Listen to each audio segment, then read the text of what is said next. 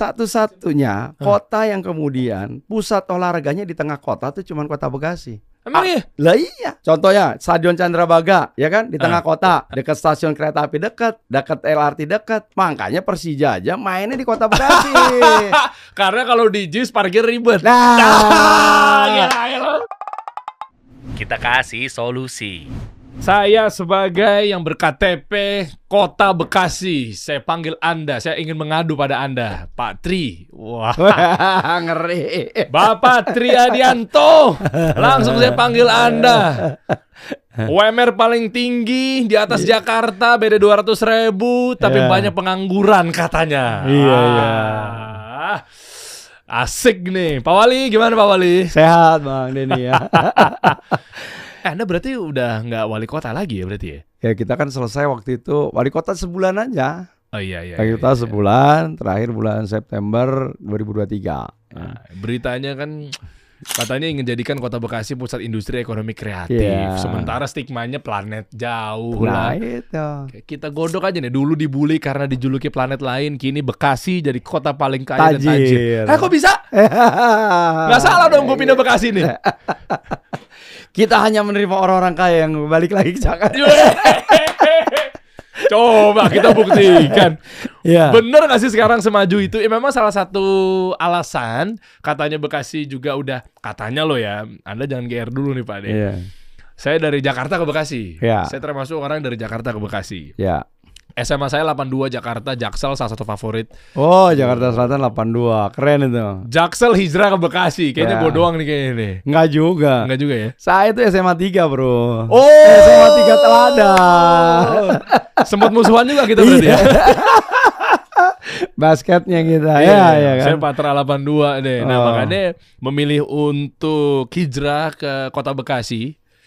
Cibubur sebenarnya. Iya. Tapi secara KTP Jati Sampurna ya masuknya Kota Bekasi. Ya, Jatirangga di situ ya masuknya ya. Kelurahannya. Ya kan kita lihat memang kalau lihat dari sekarang saya merasakan memang ekonomi kreatif untuk saya pribadi berasa, tapi kan nggak tahu yang lainnya. Makanya Ya. kita harus ulas ini. Ya benar nggak seperti yang ada di berita-berita? Ya. UMKM bagaimana nasibnya? Orang-orang kaya atau mungkin orang-orang yang berkarir di sana seperti apa? Ya. Jadi kalau kita lihat sekarang ini kan Bekasi hampir 2,4 juta jiwa. Oke. Ya, 2,4 juta jiwa. Kemudian juga hari ini juga anak mudanya kan hampir 40%. Jadi memang tingkat usia muda produktifnya itu cukup luar biasa. Nah, oleh karena itu ini menjadi salah satu kekuatan sehingga yang mampu menopang ekonomi yang ada di Kota Bekasi. Tentu persoalan yang mendasar adalah tadi bahwa pengangguran dianggap tinggi. Memang kalau dibandingkan dengan pada waktu kita COVID itu sampai kita 2 digit. Tapi perjalanan cepat ya, begitu COVID kemudian mulai pulih, kita kurang lebih sekitar 7,8% lah ya. Walaupun itu masih lebih tinggi dari tingkat pengangguran yang ada di Jawa Barat dan juga nasional. Tapi di luar itu bahwa banyak kemudian memang dengan adanya UMR yang tinggi ini, itulah yang kemudian menyebabkan roda ekonomi menjadi lebih cepat ya, sehingga mampu meningkatkan daya beli warga masyarakat gitu kan, sehingga bagaimana hari ini sektor-sektor ekonomi real mikronya juga ikut jalan. Jadi ekonomi berputar di situ-situ berputar di situ. Dan kemudian kita kan ditopang oleh kemudian sistem transportasi yang cukup luar biasa. Jadi saya kira satu-satunya kota yang kemudian lengkap ya, mulai ada LRT-nya, ada kereta cepatnya, ada tol di atas jalan layang. Dan satu-satunya loh kota yang kemudian punya jembatan penyeberangan di atas jalan tol. Kagak ada di mana di. Ya tapi balik lagi emang ngapain gue nyebrang di tol gitu? Artinya bahwa pada saat itu pemerintah memberikan satu kemudahan pada saat orang mungkin melakukan investasi. Karena pada saat itu fungsi pemerintah sangat luar biasa. Kalau pemerintah tidak kemudian mendorong swasta untuk berinvestasi, karena tidak mungkin investasi itu digunakan dengan melalui dana APBD yang kemudian terbatas. Dengan adanya kemudahan perizinan, memberikan kemudahan ruang bagi swasta, ini yang kemudian akan meningkatkan tadi keekonomian. Ngapain gue nyebrang? Dengan nyebrang itu satu misalnya, jarak perjalanan menjadi lebih pendek.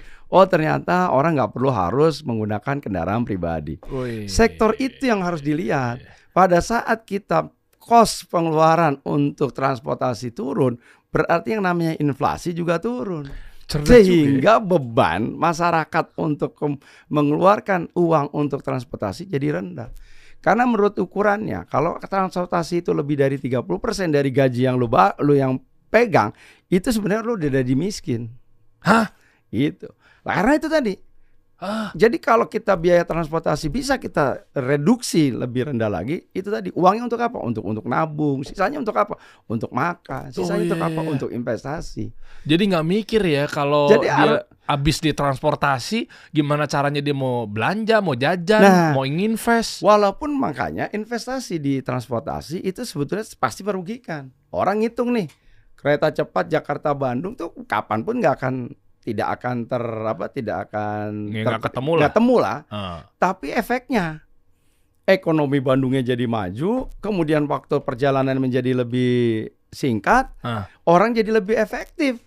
Lo kerja nih mau pergi ke Bandung, coba kalau lo pakai lewat tol masih 1,5 jam 2 jam, udah ngantuk capek. Begitu rapat nggak efektif, udah lelah. Tapi dengan kereta cepat kan lo efektif tuh. Lu bisa daya pikir kreatif lu akan lebih muncul. Itu yang nggak bisa dihitung. Itu loh. Oke juga berarti sekarang Bekasi ya. Saya sebagai warga baru 3-4 tahun kalau nggak salah saya baru. Ya tergolong baru dong 3-4 tahun ya. Dan kita sedang mencoba mendudukan bagaimana kita membuat Bekasi itu kemudian banyak pusat-pusat untuk melakukan tourism gitu loh. Mau wisata kemana Pak Tri? Kita itu Bekasi satu-satunya kota yang kemudian pusat olahraganya di tengah kota tuh cuma kota Bekasi. Hah? Emang iya? Lah iya. Contohnya Stadion Candrabaga. Ya kan di tengah kota, dekat stasiun kereta api dekat LRT dekat. Makanya Persija aja mainnya di kota Bekasi. Karena kalau di JIS parkir ribet. Susah juga ke JIS. Susah aja, parkirnya jauh. Transportasinya juga susah. Begitu dia datang ke Jakarta, begitu dia datang ke Bekasi, coba berapa uang parkir yang datang, berapa kemudian uang sewanya stadion. Itu yang bisa meningkatkan pendapatan daerah. Jadi maksud Anda yang bikin JIS salah? Gue gak bilang begitu. Artinya Persija lebih memilih Jakarta. Nah ini peluang ini saya tangkap. Makanya hari ini kita bangun tuh GOR Kota Bekasi itu sekarang kita bangun jadi 6 lantai. Sehingga apa? Sehingga akan lebih banyak lagi event yang bisa dikerjain. Kalau hari ini kita lapangan volinya pas-pasan, kagak standar nasional, kita bikin standar nasional. Besok kita berharap Liga Voli Pro Liga 1 mainnya di Kota Bekasi. Megawati pulang kampung dong. Megawati bro. Pulang kampung Megawati dong jadinya. Menarik main di sini jadinya. Efeknya itu bahwa nanti anak-anak Bekasi termotivasi. Oh gue pengen nih seperti Megawati. Tuh gue nggak usah jauh-jauh. Karena gue punya klub voli yang juga bagus. Makanya sekarang hari ini kita Persipasi sedang kita dorong terus. 2 kali loh kita juara di tingkat Jawa Barat. Belum nasib bagus aja kemarin kita masih di 16 besar. Kalau enggak kita udah Liga 1 tuh. Liga 2. Jadi Persipasi udah sekelas sama Atta Halilintar gitu ya. Bekasi City ya enggak? Naik kelas. Supaya apa? Supaya proses pembinaan yang hari ini kita lakukan mulai dari usia 9, 11, 12, 15, 16, kemudian dia masuk senior, dia nggak perlu harus nyari klub di mana-mana. Ternyata klub Kota Bekasi juga sudah diperhitungkan orang dan dia sudah masuk liga. Dia sudah menjadi liga profesional. Bisa menjadi untuk membuka lapangan pekerjaan. Gitu. Oke, gini Pak Tri, ini menarik nih ya. Teknis. Ya. Terkait ekonomi tumbuh. Ya. Ngincer merata biar uangnya nggak keluar ke sana kemari ya kan. Taunya ya di situ-situ aja hidup jadi ekonominya. Daya beli meningkat, dia apa aja ya udah orang dapat duit, dia jajan di situ, dia hidup di situ dan seterusnya.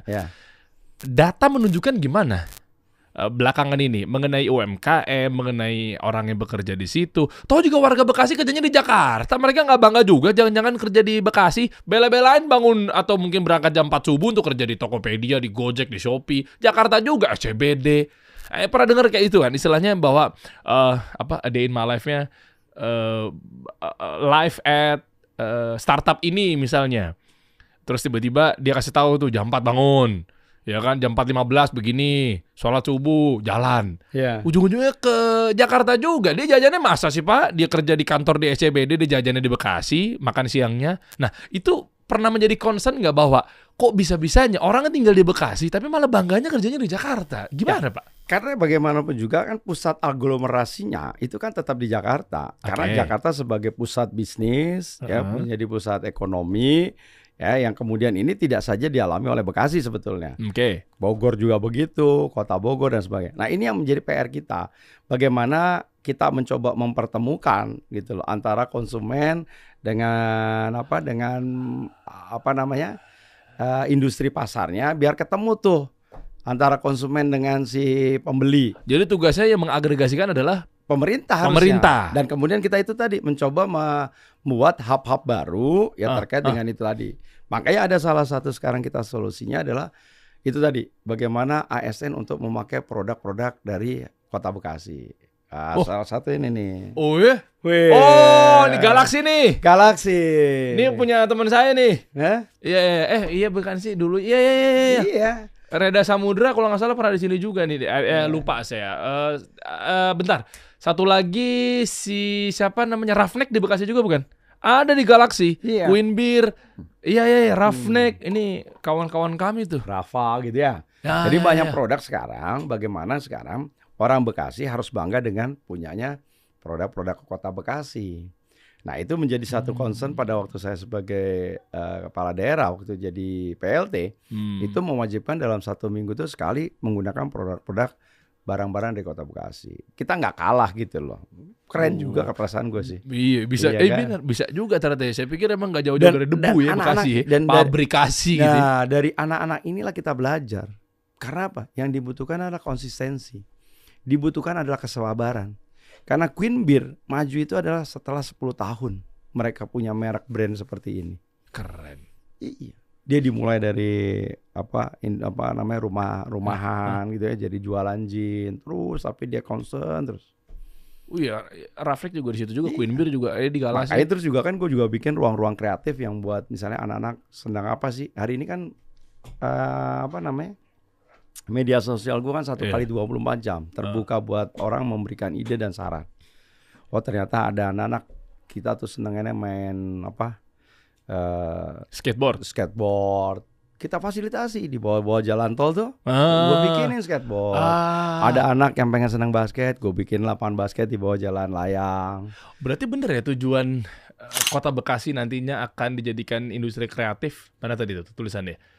Tuh kan? Iya. Industri ekonomi kreatif. Nah, Patrick gini, saya punya sahabat saya, ya, dia juga founder juga di brand clothing saya gitu ya. Iya. Dia ini memang bisa dibilang manajer atau mungkin head lah desain di Gojek. Nah, ternyata ya ini makanya saya juga akhirnya menjadi tergelitik bahwa kerjanya di Gojek, manajer levelnya, beserta para yang lain-lainnya juga manajer juga. Ternyata anak-anak graphic design, anak-anak video editor, copywriter, yang memang notabene-nya adalah startup-startup ternama gitu di Jakarta. Tapi mereka bangga akan begitu pulang ke Bekasi sampai akhirnya dibikin dunia dalam desain. Iya. Nah ini sahabat-sahabat saya nih, DDD. Gede followersnya juga udah belasan ribu. 3D ya? Iya, DDD. 3D. Dunia dalam desain. Nah, jangan lupa berarti 27 November bro. Walaupun sekarang juga ada 3T. Apa tuh? Tahu tempe toge. Itu UMKM juga yang harus kita pikirin. Nah, dia akhirnya bikin Bekasi Kota Design, dia bikin satu pelatihan di desain itu kreatif itu di Instan Studio ya, Bro. Nah, itu di Galaxy. Kok bisa mereka tuh bangga? Kenapa ya? Saya boleh tahu resepnya nggak ketika Anda menjabat saat itu ya? Apa yang membuat orang-orang startup di Gojek akhirnya bikinnya dunia dalam desain, akhirnya dia punya hashtag Bekasi Kota Design yang dia mungkin bikin secara independen lah ya. gitu kan, butuh dorongan sama Pak Wali Iya, gitu ya. betul. Kenapa akhirnya dia jadi bangga gitu? Maksudnya sementara Bekasi ini kan identiknya nggak tahu ya, apa gue udah ketinggalan zaman ya. Bekasi kayak kesana mundur banget, identiknya kayak jadul banget, kayak maaf, Iya. alay banget gitu loh. Iya. Tapi kan kalau kita lihat kondisi yang ada seperti itu, lo tahu sendiri, ya kan? Kita punya nanti gedung olahraga 6 lantai, kita punya lapangan bola voli yang naik tingkat nasional. Tahun depan gue rehab lagi yang namanya lapangan basket jadi kelasnya internasional. Tahun depan direhab. Iya, tahun depan direhab. Lah kalau bukan Anda yang jadi? Nah, tapi kan udah gue pikirin, insya Allah jadilah. Elektabilitas berapa? 54. Loh, tinggi banget deh. Loh, kita bangga loh. Ada kemudian klub basket kita yang namanya Bendela. Itu hari ini kita sudah mengirimkan 2 anak yang kuliah di Amerika. Persiapan besok dia masuk NBA. Kita punya cita-cita pemain NBA pertama di Indonesia dari Kota Bekasi. Wow. Sebentar. Sebentar. Selain memang elektabilitas 54% dan juga didukung oleh partai Oke Gas. Gini. Iya. Maksudnya tadi Anda berkata apa, Pak? Kok ngirim keluar? Buat apa sih buat mereka belajar? Itu dana dari mana? Ya. Inisiasinya kreatifnya seperti apa? Pakai APBN kah?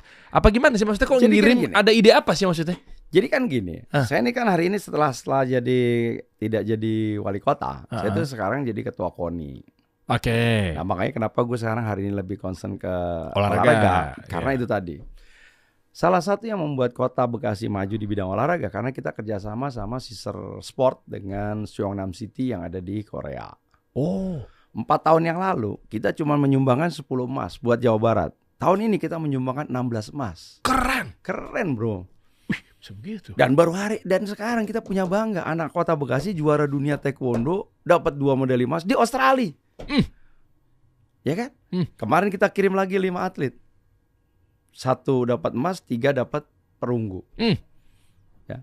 Dan besok tanggal 1 November itu pelatih-pelatih Korea akan datang di sepak bola, atletik, kemudian di taekwondo, kemudian atletik, sepak bola, sama itu sepatu roda. Ini produk-produk anak Bekasi nih. Produk anak Bekasi, dia ngelatih ke kita. Coba bayangkan. Jadi dan ini menginisiasi saya, termasuk pengalaman saya pada saat saya tahun 2000 dan 2001. Saya itu termasuk salah satu pegawai pertukaran dengan kota Gresham di Amerika. Jadi gue kerja di Amerika, kemudian orang Amerika ada yang kemudian bekerja di kota Bekasi. Nah, itulah pertukaran ini yang kemudian menginisiasi sehingga banyak ide kreatif yang kemudian kita bisa belajar apa sih kearifan lokal yang kemudian ada di negara tersebut yang bisa kita implementasikan. Pada saat saya jadi PLT wali kota, saya mendidik 500 pegawai ASN berwawasan global. Setelah mereka bekerja pada pagi hari sampai sore, kemudian dilanjutkan mereka belajar secara daring. Yang ngajar siapa? Ngajar CEO dari Indofood, dari Brigensund, dari Sari Sedap. Mereka ngajarin bagaimana membuat namanya pekerjaan itu menjadi efisien dan efektif. Hasil tulisan dia itu kita kirimkan ke Mendagri. Dan hasilnya apa? 2023 Kota Bekasi menjadi nomor 1 yang terkait dengan government award yang diadakan oleh Kementerian Dalam Negeri. Karena bisa menghasilkan 200 lebih inovasi yang akan dilakukan di Kota Bekasi. Dahsyat. Jadi artinya bahwa pengembangan sumber daya manusia itu menjadi dasar yang paling fundamental yang harus kita lakukan. Front office saya itu saya sekolahkan ke LSPR. Itu kampus saya tuh. Alma mater saya. LSPR yang mana nih? LSPR London School. Bukan yang di Sudirman. Oh, yang Sudirman. Kan udah pindah ke sana ya? Iya kan udah pindah ke Bekasi ya? Kemana? Ke Bekasi. Ke Bekasi benar. Keren kan? Keren juga ya. Saya masih di situ. Saya masih di Jaksel di Sudirman Park situ. Saya kan angkatan 11, batch 11. Biasalah anak Jaksel merasa beda sama Jakut, sama Jaktim. Itu biasa anak Melawai ke sono ya. Iya. Tapi bukti nyata saya pindah ke Kota Bekasi juga gara-gara itu ya. Ngelihat kayaknya dia bakal maju nih. Apa kampus yang nggak ada di Kota Bekasi? LSPR, Gunadarma, Trisakti, ada semua. Artinya bahwa ini menjadi pasar yang tersendiri dan kita harus meningkatkan itu dari sumber daya manusia yang ada. Oke, front office ke LSPA. Terus lanjut lagi. Abis itu kenapa akhirnya kemudian sengaja ditukar insight ya? Suruh belajar ke sana ya? Nah, makanya gue cuma mimpi akan ada 1.000 pelajar Kota Bekasi yang kita kuliahkan mendapatkan beasiswa di luar negeri. Emang bisa, Pak? Bisa lah. 1.000 loh. Iya. Kalau jadi. Oh, makanya kalau nggak jadi mimpi itu 1.000 orang tuh untuk berangkat. Paling bisa deh ngejanjin. Loh, tapi itu kan dihitung. Oh ya. Karena apa? Kita persiapkan betul kan? Karena apa? Kita mendapatkan beasiswa. Makanya kemarin gue udah ke Universitas Islam Indonesia. Gue udah ngomong dengan Universitas Syahid. Yeah. Kemudian gue udah ngomong ke Universitas Bayangkara. Karena di sana ada Bayangkara, Universitas Krishna Dupayana. Mereka menyambut baik. Karena apa? Mereka kan sudah bekerja sama dengan UI itu hampir 39 universitas yang ada di luar negeri. Sehingga itu tadi tinggal kita menyiapkan mereka itu tadi transportasi awal, biaya hidup awal dan lain sebagainya. Setelah itu ya mereka juga harus menjadi orang-orang yang pejuang, ya kan? Bekerja sambil kuliah dan lain sebagainya. Tapi kita akan carikan yang betul-betul full terkait dengan beasiswa yang akan bisa mereka terima. Oh keren, jadi si 1.000 orang ini koreksi kalau salah ya, dikirim keluar, belajar, dapat insight, dia balik ke Bekasi sehingga dia kan udah punya koneksi, dia udah punya yang namanya pertemanan. Hari ini kan yang lebih penting kan itu. Iya, dan yang kedua ilmu ya. Ilmu, dan dia belajar kearifan lokal yang ada. Lu contohnya ke Arab. Ya, kita belajar nih 30 tahun yang lalu pemuda-pemuda Cina tuh dikirim ke luar negeri, belajar ke Amerika, belajar ke Arab dan lain sebagainya. Mereka tahu tuh kearifan lokal yang terjadi tuh. Kayaknya sih kalau di Arab tuh cuma tinggal onta sama kurma aja.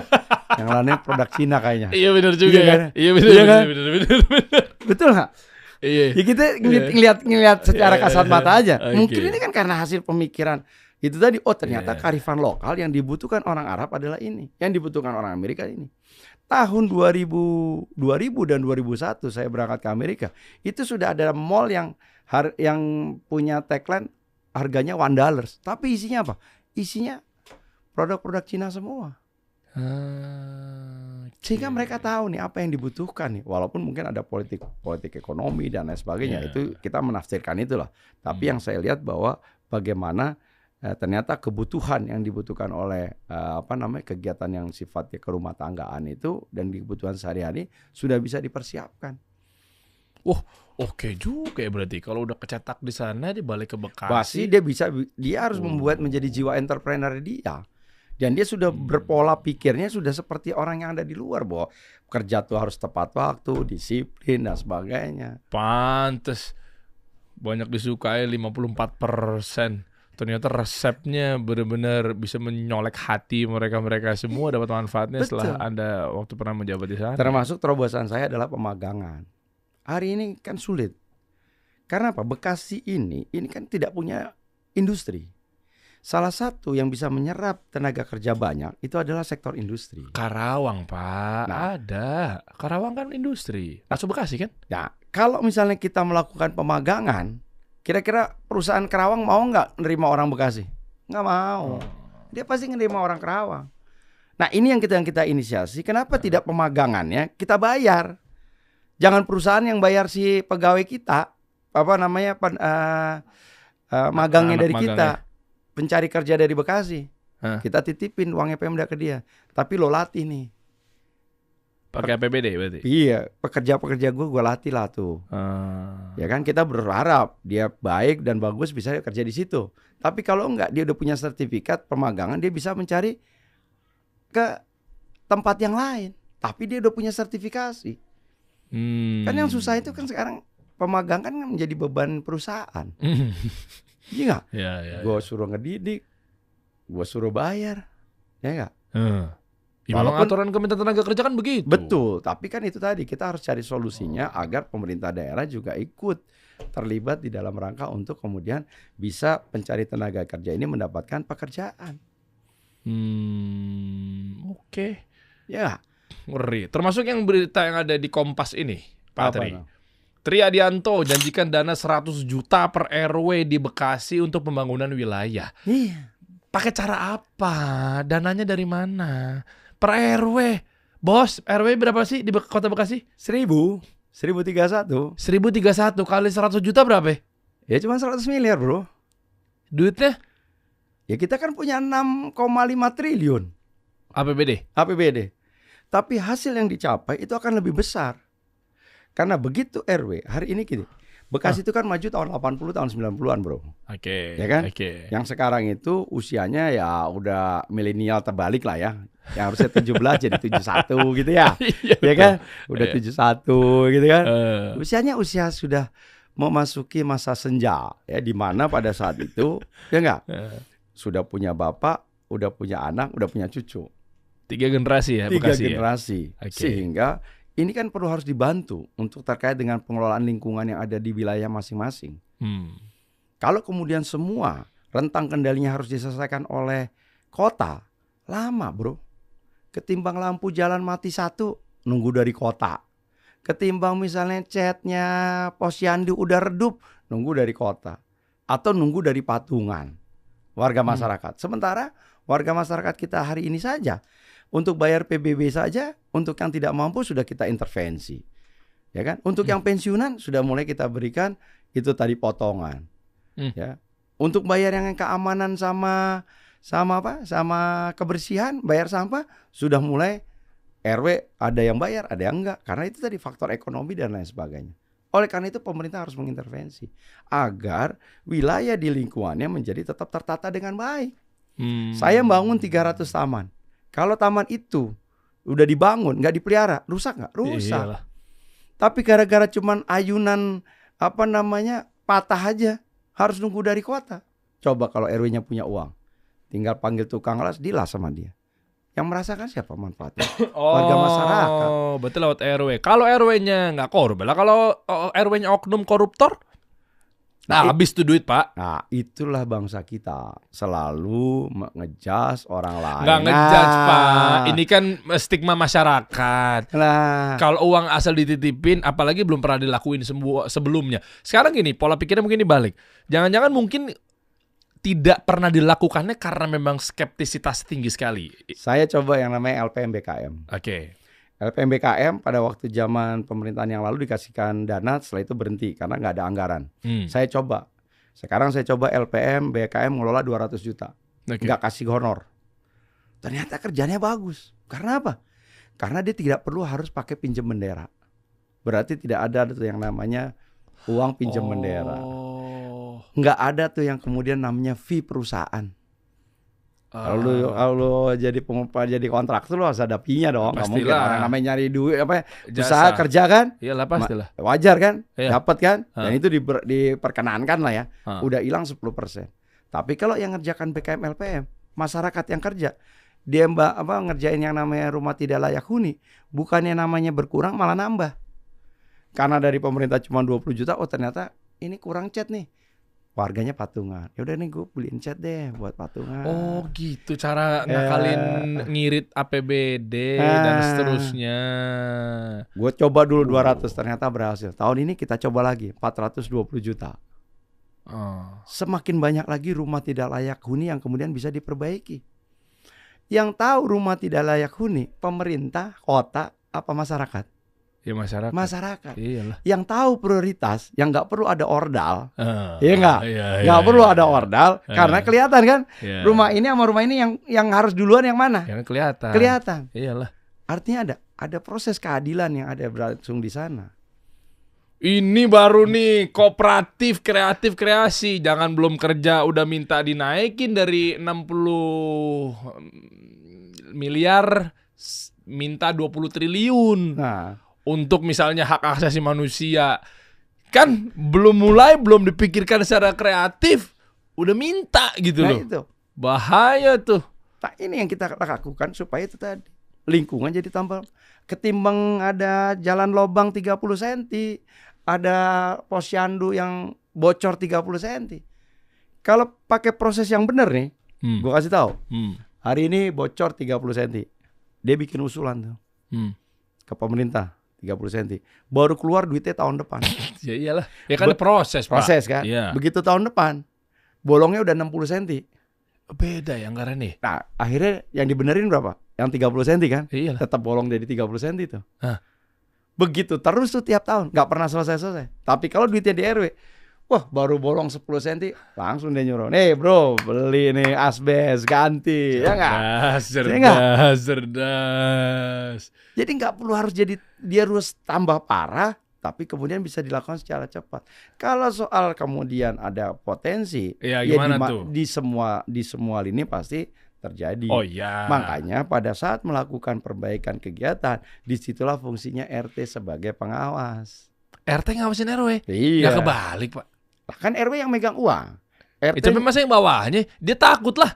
Tahu apa lo, nih diem, gitu malah dikasih disiram. lah kan itu tadi bolak-balik, berarti dilakukan secara berjamaah. Oh, kena lu semua lu berarti. Kena semua. Oh, Ya kan? iya. Sama dengan LPM BKM, duitnya dipegang sama BKM, yang ngerjain LPM gitu. Nah si RW tidak boleh mengerjakan itu karena RW sudah dikasih honor. Iya. RW kita kasih 1.750.000 sebulan. RT kita kasih 1.250.000 supaya apa? Saling mengawasi. Gitu, Pintar juga ternyata Anda ya. Kalau nggak jadi wali kota ya. Iya. Oke. Coba kita mau cari celahnya tuh loh, tenang teman-teman ya. Biar obrolan ini sehat gitu loh. Kita harus jadi sudut pandang yang kontradiktif. Coba lihat. Ketemu bule ini, coba buka. Nah, ini apa nih? Ketemu bule ini, Triadianto singgung pengelolaan sampah Kota Bekasi. Bekasi sampah, ya sempat ada isu juga ya. Sampah, coba lu lihat naik ke atas. Iya, coba deh. Di atas sih. Ini kan kita di atas ini nih, di atas kapal nih. Iya. Ini di atas perahu yang gua dapat dari NGO-nya dari Jerman. Oke. Kapal inilah yang kemudian untuk membersihkan sampah di atas sungai. Karena apa, hari ini kan kita nggak bisa. Tempat sampah yang terpanjang di dunia adalah sungai yang ada di Indonesia. Susah ya. Gampang buang sampah sembarangan, ada Pandawara Group ini, Pak. Itu yang terjadi. Membangun kesadaran. Akhirnya kita harus nyiapin kapal dan mereka udah pakai teknologi, ini pakai tenaga surya dan kemudian diolahnya juga pakai tenaga surya. Oh. Tapi baru dalam skala yang kecil. Nah, kita udah dapat kurang lebih ada 3 kapal ya, 3 kapal untuk bersihin Kali Bekasi. Kali Bekasi itu dari rumah lu bro, dari Kali Cikeas. Iya benar. Dari Kali Cikeas, Iya, tapi kalau Cikeas masih bagus. Kemarin gue coba gimana caranya sungai itu supaya tetap dijaga. Gue pengen jadi daerah wisata sungai. Mau ngapain di sana, wisata apa menariknya? Gue bikin arum jeram. Ngapain aneh-aneh aja. Ya kalau kerealisasi sih bangga kita nih, iya nggak? Saya sebagai warga Cibubur yang berKTP Kota Bekasi di Jatisampurna bangga punya tempat wisata. Anak kita bisa main. Tapi ngukur dari mana, Pak? Kali Cikeas jadi arung jeram tuh gimana ceritanya? Karena secara struktural itu udah ada di beberapa spot itu terjadi sudah ada tempat-tempat yang membuat kita adrenalinnya naik. Iya, tapi maksudnya kalau gitu mah tuan rumahnya pemilik Istana Cikeas, Pak SBY udah kepikir dari tahun 2004. Beliau aja nggak kepikir sama sekali, berarti jangan-jangan nggak bisa diapa-apain. Karena kan beliau berpikirnya mungkin secara nasional. Oke. Ya kan sama kayak mungkin ya gajah di depan mata nggak kelihatan. Wah seru nih. Lo lihat dong lihatnya. Yang gua ke Kali Cikeas. Coba lihat. Nih. Nih lihat nih. Gimana kagak indahnya, bro? Ya, masuk dulu dong ya.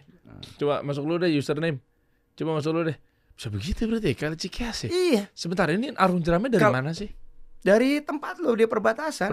Dia tahu. Dia perbatasan. Dari situ start. Kita bilang sebagai Kalimundu ya. Situ turunnya dari Cibidinya tempat lu. Tahu Cibidi ya, Cibidi gue turun ke bawah. 3 menit kita ke situ. Yang ada bekas makam. Kan dia kan gini, naik lagi nih. Naik lagi kan? Pas dinaikannya. Nah, kita turun di situ. Citra Grand. Oh. Kita turun di situ, bro. Di bawah flyover dong. Di bawah flyover. Di bawah apa sih namanya? Iya, jembatan layang. Iya. Di situ mulai dari situ kita lepas. Wah, kita menikmati tuh. Alamnya masih bagus. Bagus itu. Gue ketemu di situ ada 2. Satu industri tahu yang buang ke sungai, yang kedua kayak kayak besi ya, karena warnanya coklat. Oh, jadi maksudnya ngakalin, maaf dipotong Pak, ngakalin biar sampah juga akhirnya orang mau buang orang juga. mau buang juga kan Mikir, karena tempat wisata. Makanya kalau lu lihat di Bekasi pada saat gue jadi kepala dinas PUPR, bagaimana sungai itu harus berada di tengah jalan, berada di depan jalan. Makanya Kalimalang gue bikin 2 arah. Ya. Itu dulu kan 1 arah. Kalau lu masuk lagi ke dalam ada yang namanya Pangeran Jayakarta. Tadinya 1 arah, gue bikin 2 arah. Alasannya? Kalau sungai ada di depan, orang kan nggak mungkin buang sampah ke depan, kelihatan kan? Iya. Tapi kalau sungai itu ada di belakang, ya namanya di belakang, Iya. kagak kelihatan. Buang sampah seenaknya. Itu konsepnya itu. Coba berarti di Belanda, di Belgia, semua tuh sungai itu adanya di tengah jalan. Iya. Nggak ada sungai itu di pinggir jalan, pasti di tengah. Kiri kanannya dibikin buat pedestrian, buat jalan pejalan itu. Oh, solusi bisa menekan angka kemacetan juga bisa ya berarti ya? Di samping kemacetan yang lebih penting adalah bagaimana sungai itu tetap terjaga. Sama lah kayak kita di rumah. Banjir juga ruang gitu. tamu sama dapur ya pasti lebih besar ruang tamu. Ya. Iya. Makanya bagaimana mendudukan sungai itu berada di depan rumah. Nah ini kita coba. Lo lihat yang namanya hutan bambu. Belum pernah kan lo? Bahwa Bekasi punya hutan bambu kan? Iya belum. Iya. Emang iya juga ya. Iya. Awalnya cuma 1 segmen, kemudian gua kelola dengan bagus. Sekarang udah masuk ke 3 segmen. Jadi kita tanamin pinggir-pinggir itu dengan bambu, kemudian di dalamnya itu gua kasih wifi, kasih penerangan. Kemudian akhirnya sekarang apa? Tiap minggu tuh dangdutan terus tuh. Setelah itu apa yang hidup? UMKM gue. Warga kemudian akhirnya menjaga. Oh kalau sungai gue bersih, sungai gue kagak bau, ternyata orang mau datang ke sini. Masyarakat tadi. Makanya kita sebut sebagai Pokdar Wisata, kelompok sadar wisata. Berarti bisa diambil kesimpulan ada pengaruhnya juga ya, bahkan sangat signifikan ya. Orang yang ngerti tentang PUPR, iya dong, nyambung nih akhirnya nih. Saya mesti ngeliat kan, tadinya kan stigmanya kan kalau mimpin kota kan harus tata kota, harus pranologi. Ya kan, itu stigma dari zaman bapak saya masih muda tuh. Jadi kan Foke dulu, ahlinya tata kota, coblos kumisnya kan, BKI kan. Iya. Nah, kalau sekarang coblos sarungnya. Iya. Ternyata nggak melulu tata kota.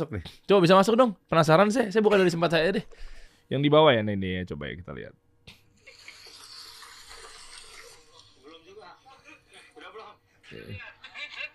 Kang, aman Kang. Itu siapa? Nah, hal-hal itu yang ini harus bisa nih di kali situ. Iya. Assalamualaikum warahmatullahi wabarakatuh. Saya berada di Sungai Cikeas dan hari ini kita mulai susur sungai untuk bersih-bersih kali. Oke. Tapi berdasarkan potensi yang ada, sport tourism, potensi wisata. mudah-mudahan Enggak, ini ngukurnya tuh Anda pakai konsultan apa gimana sih kali tiba-tiba bisa jadi tourism? Hati-hati Pak, kalau tidak pakai perhitungan bisa malah menjadi bumerang. Betul. Ya, kita terus lakukan. Makanya kita ajak teman-teman pencinta alam dulu. Dan ternyata dari situ kita bisa menemukan. Nanti lo terakhir. Apa? Ternyata di atas itu ada yang melakukan penumpukan sampah. Karena kita nggak pernah tahu. Iya sih. Kok nggak kelihat sih sama, maaf, beberapa wali kota sebelumnya? Iya. Kenapa? Kan kita kreatif bro.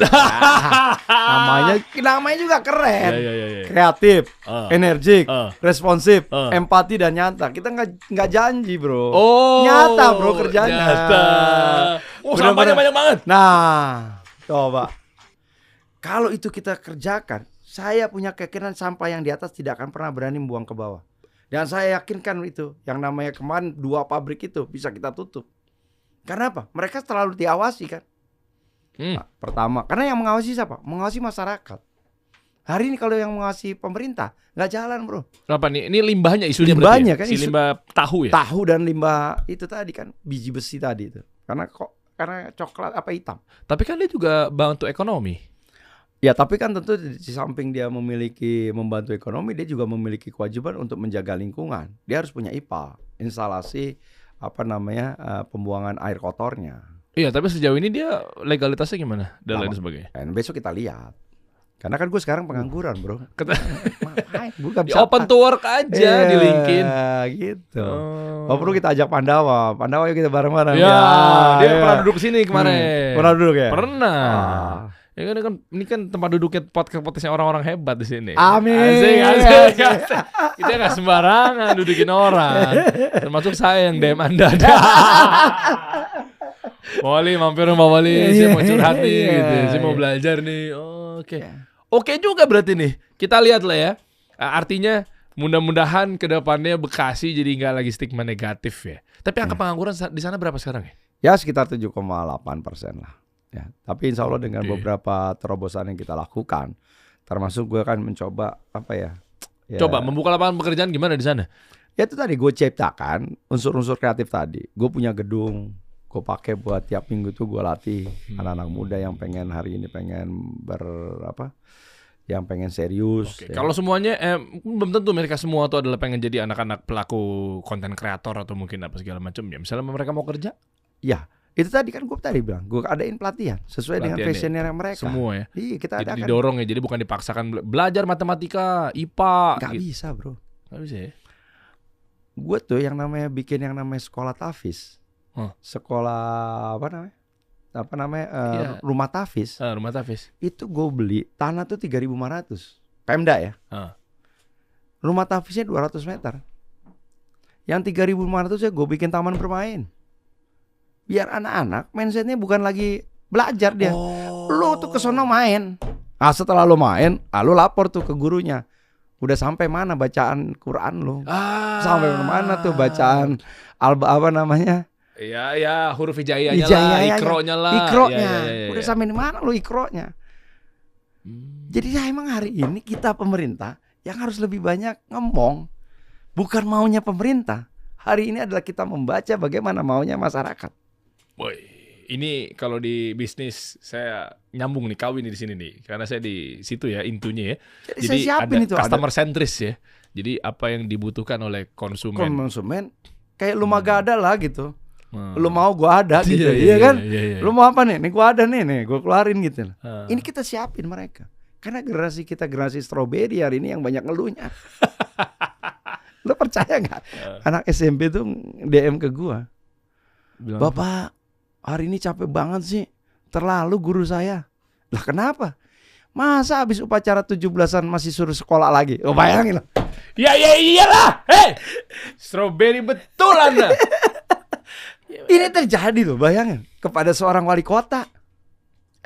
Anak-anak. Luar biasa dia mengungkap. Tapi dari satu sisi kita sadari bahwa emang anak-anak itu anak-anak yang perlu dieksplor. Betul nggak? Satu sisi mungkin kalau kita lihat, ini lebay banget sih. Tapi kan nggak bisa begitu. Padahal niatnya merdeka belajar, tapi nggak merdeka ternyata mereka. Iya. Apa gara-gara zonasi atau gimana? Jadi saya bikin masjid. Saya cerita sama para tokoh-tokoh di sana. Kenapa kita tidak ngelihat misalnya ke Madinah gitu ya? Kita ngelihat ke Mekah. Yang namanya masjid itu pelataran gede-gede. Karena Arab itu kan panas. Begitu asar, yang datang di pelataran itu siapa? Ibu-ibu bawa anaknya, anak-anaknya suruh lari-lari. Main ya. Saya bilang begitu. Makanya sampai ada masjid, saya bikin masjid Jami itu di Medan Satria itu, malah saya bikinin lapangan futsal.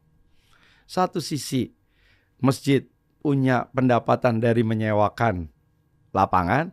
Satu sisi anak-anak yang begitu dengar azan, insya Allah dia Masya Allah, dakwahnya hikmah sekali nih ya. Karena kalau dijelin, ayo belajar, ayo sholat. Wow, dia tutup sekarang. Itu tuh udah ininya udah jadi mindsetnya, dia udah mental block. Ya. Yang terjadi ya itu anak-anak yang kemudian akhirnya secara psikologi nggak sehat.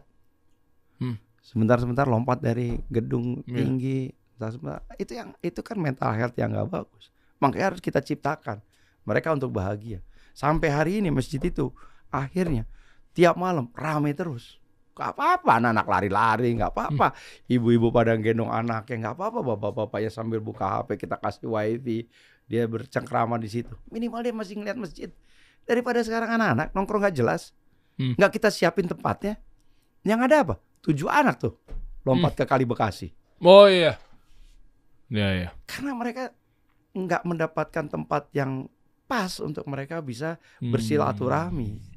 Mereka harus mendapatkan keadilan. Dan saya kira taman-taman itulah yang memang harus kita ciptakan. Wih. Sebagai tempat mereka berkumpul, bermain, senang-senang. Kalau perlu lampunya gede gitu loh.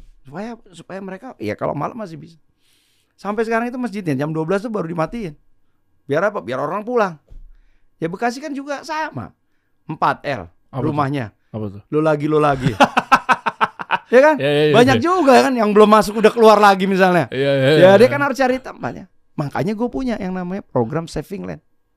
Itu gimana? Saving land itu gue membeli tanah buat perkampungan yang nggak punya fasos-fasum.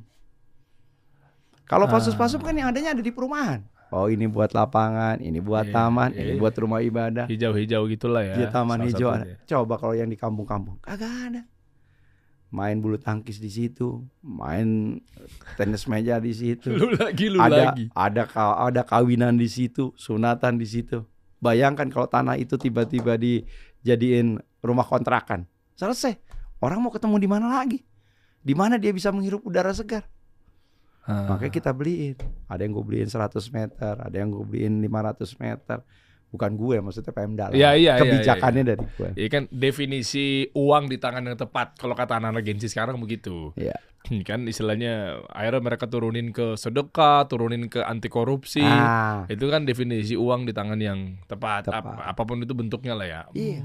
Jadi larinya ke situ tuh. Jadi kita harus memikirkan mereka. Karena kalau mereka nggak punya tempat untuk silaturahmi, mereka akan terkungkung tuh. Mereka hanya akan berpikir bahwa dirinya saja yang paling baik. Di mana letak silaturahminya kita? Sementara itu tadi, kita ini makhluk yang paling sosial. Iya. Murah senyum, ya. Kita kan dari dulu terkenal itu Indonesia, ya nggak? Iya. Gotong royong, gitu ya. Iya. Nah sekarang kalau nggak ada medianya, mau gotong royong di mana? Mau ketemu di mana? Kalau nggak difasilitasi. Makanya itu tadi, bagaimana kita meningkatkan indeks happiness. Ya, jadi bagaimana orang itu bahagia. Itu tugasnya pemerintah. Menciptakan anak-anak, orang tua, kemudian mereka menjadi orang-orang yang bahagia. Sehingga pada saat dipanggil Allah Subhanahu wa taala dalam kondisi yang tersenyum. Keren kan? Keren. Bukan dalam kondisi yang sakit, bukan dalam kondisi yang sedih, tapi dalam kondisi yang senyum. Oke, coba kita intip-intip lagi nih. Mantap juga nih. Bapak yang satu ini. Oh, jadi yang tadinya sempat skeptis sih. Pindah haluan sih fix ya. Kalau ada 1 juta yang kayak gini menang gue.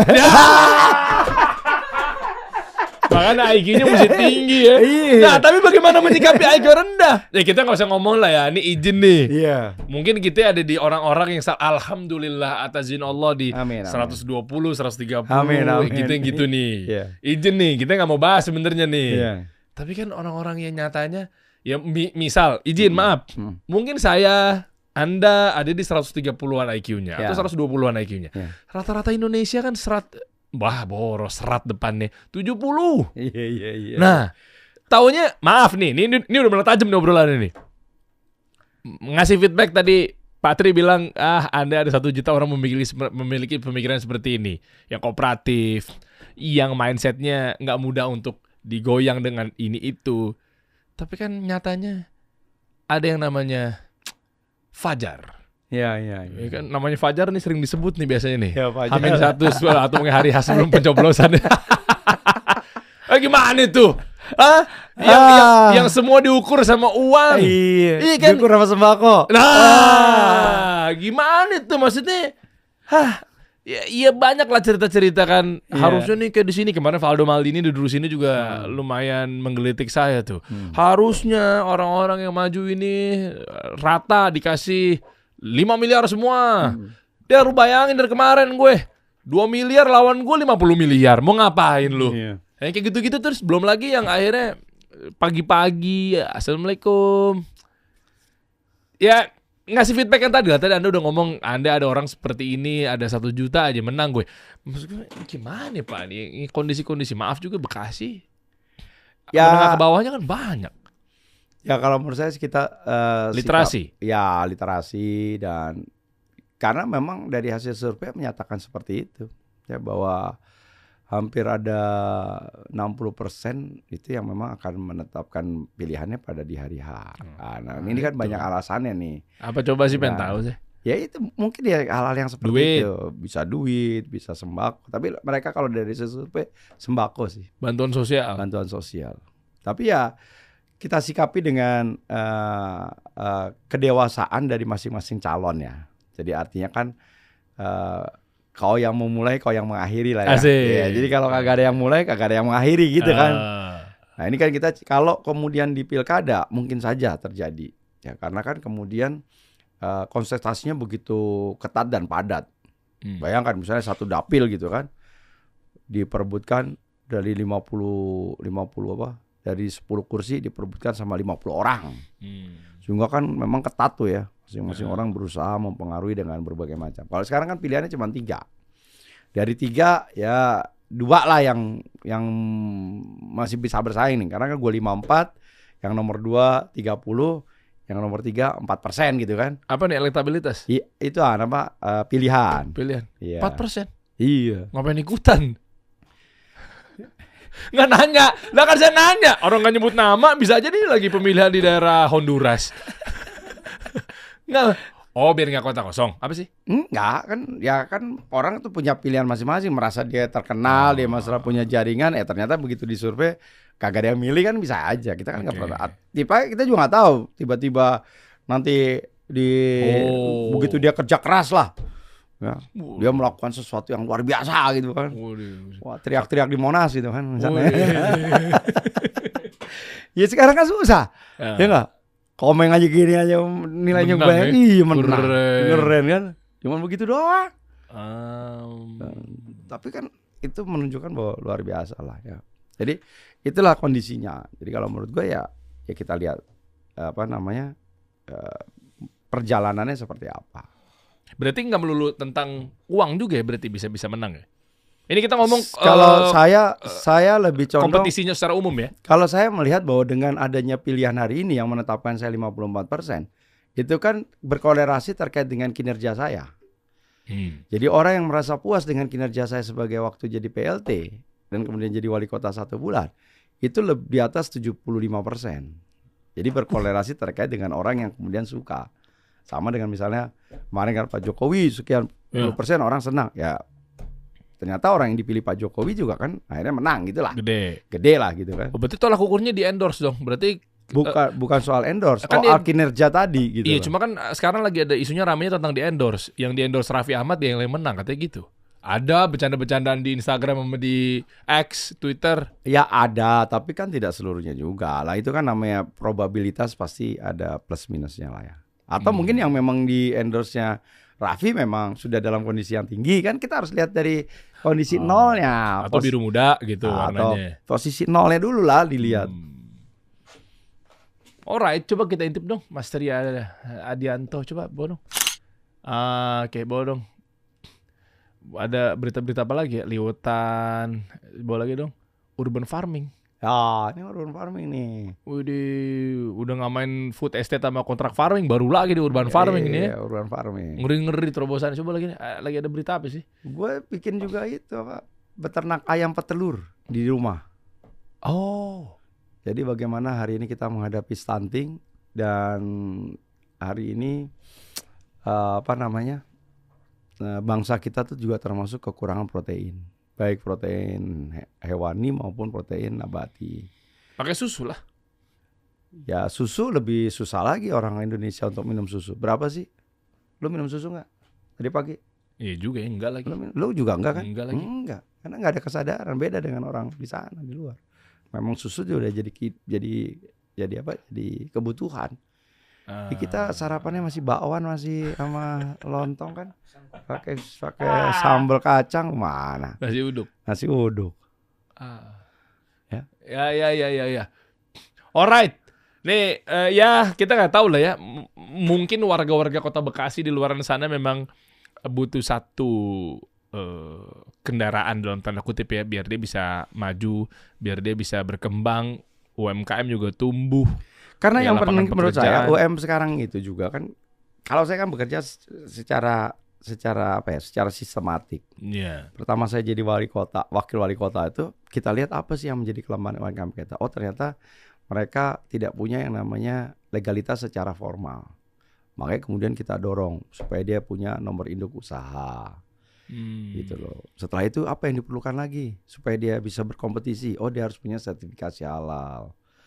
Oh terkadang sertifikasi halal nggak cukup karena orang sekarang udah pandai. Pada saat dia mau beli makanan, dia harus tahu tuh kandungan gizi di setiap makanan yang ada. Iya. Itulah yang namanya certification food. Kita motivasi, kita bikin ini PRT-nya. Itulah pemerintah harus hadir di situ. Sehingga dia tidak lagi yang namanya jualan door to door, tapi dia harus juga memang udah dengan media sosial. Yang akhirnya setelah itu selesai, kita itu tadi collab dengan pasar-pasar modern yang sudah difiltrasi, yang kemudian sudah itu bisalah sekarang ada beberapa produk yang kemudian bisa masuk ke pasar modern, ya kan? Nah setelah itu tidak sampai di situ, karena apa? Jumlah produksi UMKM kita kan luar biasa nih, bukan hanya makanan, tapi pakaian, tapi juga handmade. Nah sementara mereka nggak bisa jualan, nggak punya kemampuan untuk melakukan marketing. Gue bikin yang namanya digitalisasi hub. Waduh. Di mana? Di Giant. Itu ada. Giant mana sih, Pekayon? Tuh kan Giant yang keluar Bekasi Barat. Oh iya. Itu Barat langsung ada Giant kan. Iya. Nah di situ tuh Mega Bekasi. Iya. Di situ tuh tadinya ada Innovesta. Dia punya ada 24 kamar. Yang 5 kamar kita karena udah tutup kan. 5 kamar kita kita pakai. Nah di situ gue siapin talents. Buat apa? Dia menguasai produk yang mau dijual. Bener-bener kreatif ya dikencengin ya. Begitu orang mau jualan, dia tinggal cerita kan, ini produknya apa. Nah dia tinggal ngoceh tuh. Hei boy, hari ini kita akan menjual yang namanya produk. Ini produk bisa bikin ibu cantik. Walaupun nggak dipakai juga, disimpan juga jadi cakep juga. Ngoceh aja. Jadi ada yang kamar ini untuk kita desain untuk jualan kosmetik. Oh, buat live TikTok itu gitu. TikTok. Keren. Live TikTok. Kota kreatif nih bener-bener nih. Keren, Bekasi keren. Mantap. Oke, kita tunggu aja gebrakan-gebrakan nanti apakah bisa benar-benar menjadi Bekasi keren. Nah, Anda kalau bijak ya berarti simak aja obrolan kita selama ini. Kira-kira kemana langkahnya gitu. Patri, ada mau tambahin Patri buat warga Bekasi? Buat warga Bekasi, mudah-mudahan Anda selalu dalam kondisi yang dalam kondisi yang sehat. Amin. Kondisi yang selalu untuk berinovasi. Amin. Dan mudah-mudahan ini ikhtiarnya ada dalam rangka untuk ibadah. Karena manusia diciptakan untuk beribadah kepada Allah Subhanahu wa taala. Kita udah ikhtiar, kita udah berusaha, kita serahkan semuanya kepada Allah Subhanahu wa taala. Karena gue yakin 27 November tuh sudah ada siapa yang di Laiful Mahfud ya Kak. Hari ini kita tinggal menyebut takdir yang terbaik. Ini tawakal nih bener-bener. Ngeri banget nih ya. Bodoh, mau ikutan sama gua nggak? Patri, makasih banyak ya. Thank you, bro. Sama-sama. Kita tunggu nih sungai-sungai yang tadi. Iya. Ya, kita nggak tahu lah ke depannya kan. Siapa tahu itu bisa menekan angka banjir apa segala macamnya. Apalagi kalau Kang Deddy Mulyadi kemarin pada waktu dia datang ke Bekasi. Kalimalang besok kita akan buat sebagai wisata air. Kita pengen punya kapal pesiar yang berlayar di Kalimalang. Waduh. Ngeri banget nih. Duet maut ini berarti ya. Anda maksudnya ngarahin endorse apa gimana nih? Enggak, ini kan tadi kan cerita tentang visi kan. Oh iya. Tentang visi. Jawa Barat, Bekasi. Karena memang harus ada kolaborasi. Ngeri. Jakarta lewat dong. Iya nggak? Bisa tuh. Nyesel Ridwan Kamil ke Jakarta berarti ya. Kita kasih solusi.